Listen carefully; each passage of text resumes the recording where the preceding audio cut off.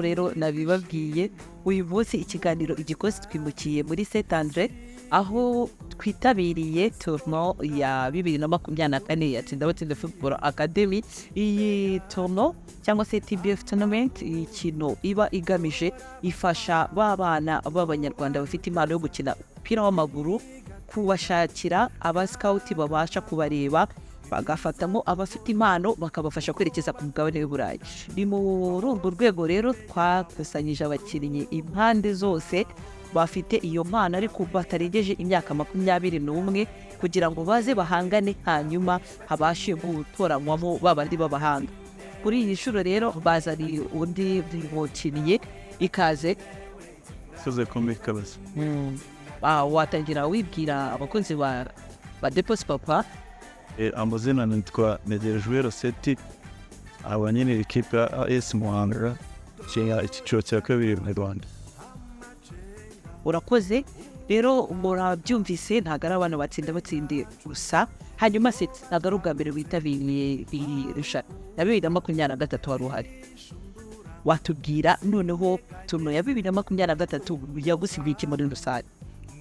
Mbere nabirikira nababwira tunyuwe na 2023 wetuma nziza abenshi twaje tutiteze uko yari kugenda twaratonate yaba ari ku rwego rwa competition yaba ari imibereho yo dufashwe hano twasanze abakinnyi batandukanye bari ku rwego rwo hejuru ndetse bamwe na bamwe twakigiraho.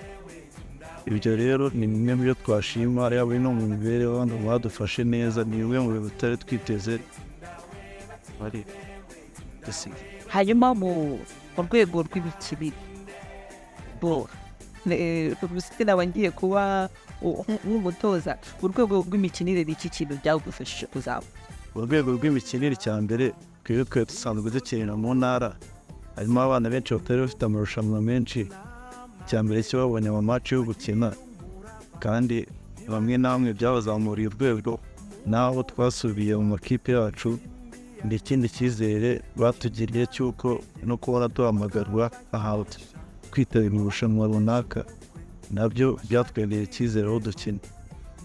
Hanyuma kuri ino shuri uzanye noneho izihe ngamba muri iri rushanwa rya 2024? Muri irushanwa rya 2024 cyane no kwigira ku makosa tuba twaragiye dukora. Hari byinshi bagiye badukosora mu mwaka rero tuje twizeye uko tugiye kubikosora ndetse ari n'ibyo batubiye batugira inama. Byose twaragiye umwanya twabonye twaragiye turitegura ubu tugarukana izindi mbaraga nshya. Kwitega iki? Cyo navuga kwitega yaba ari ku rwego ubw'uyu mwaka ushize twagarukiye ku mwanya wa gatatu natwe nk'ikipe y'Amajyepfo. Uyu mwaka rero twifuza yuko twarenga aho ngaho tukaba hambere. Urakoze.